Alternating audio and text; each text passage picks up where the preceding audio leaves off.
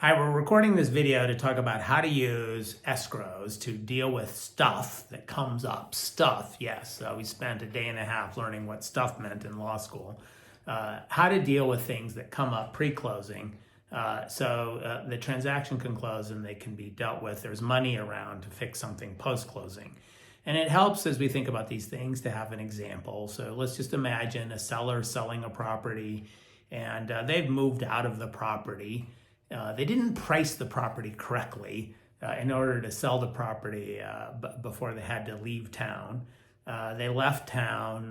The transaction is heading towards closing, and like the Friday before a Monday closing, the seller goes into the property to try and remove their last remaining belongings, and they discover that there has been some water leak. And when did the water leak start? I don't know. And it's leaked from a second story bathroom down into the first floor, and it's a bit of a mess to clean up. And does it create a mold problem? And drying it out, and blah blah blah blah blah blah blah. And color matching tiles and color matching replacement carpeting and finding the right paint. So how do we use escrows for this? Now, the first thing to note, this assumes that the buyer still wants to buy and the seller still wants to sell. So let me first say about using escrows is that all these options for dealing with these situations have their pros and cons. And I do not have scientific data on this, but I do think that escrows seem to create more than their share of problems. The seller always wants the quick and dirty fix, and the buyer always wants the Cadillac fix. And the buyer 30 days later sees the fix that the seller has implemented and is disappointed because the color of the tile doesn't match, et cetera, et cetera. So as a lawyer, it feels that escrows create more than their share of troubles. And let's just go quickly through the list of some other alternatives. The price could be reduced, and the buyer could buy the property for less and deal with it post-closing. We won't discuss all the pros and cons of the different options. Another option is the seller gives the buyer a credit at closing, and that credit for whatever it is, $15,000. The buyer's lender might not think of that as a price concession, and the $15,000, reduces the amount of cash the buyer needs to bring to closing, and the buyer can deal with the problem post-closing on their own sweet time and pick the color match, et cetera, et cetera, et cetera.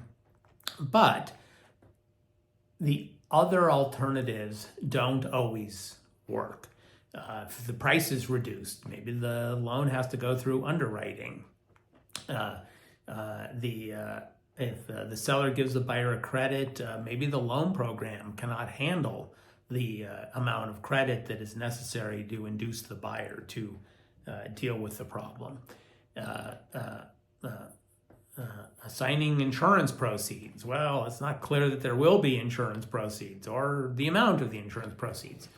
So for whatever reason, the parties decide to do an escrow. Well, how do you write that up?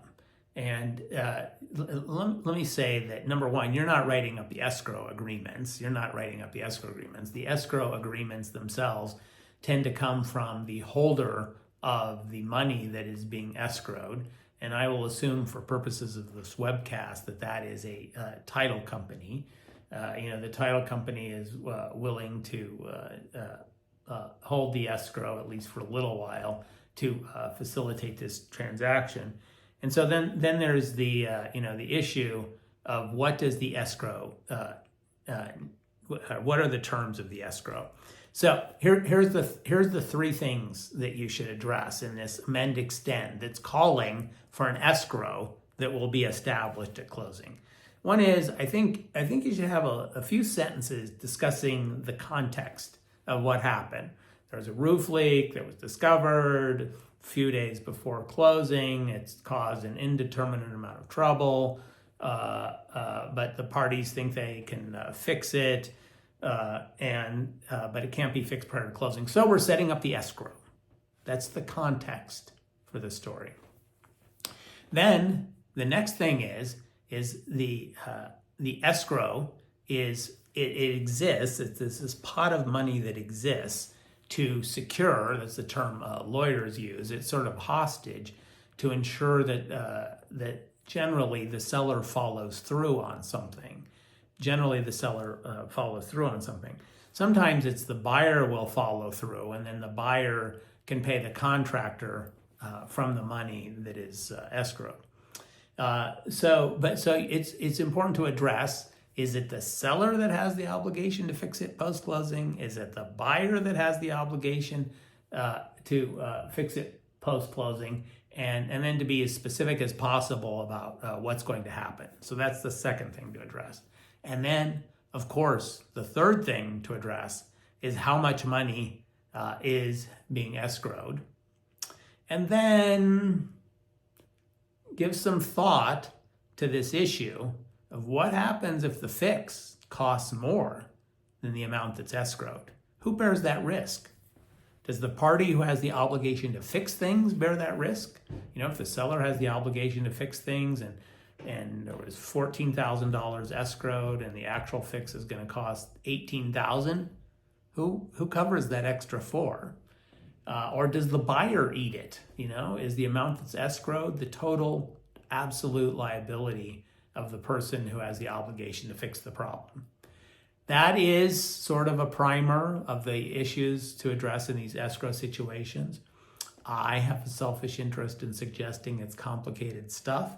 And I think brokers are good at sort of feeding lawyers situations. But I think you'd actually like the amend extend, all other things being equal, to be drafted up by either the attorney for the seller, the attorney for the buyer, or perhaps your attorney.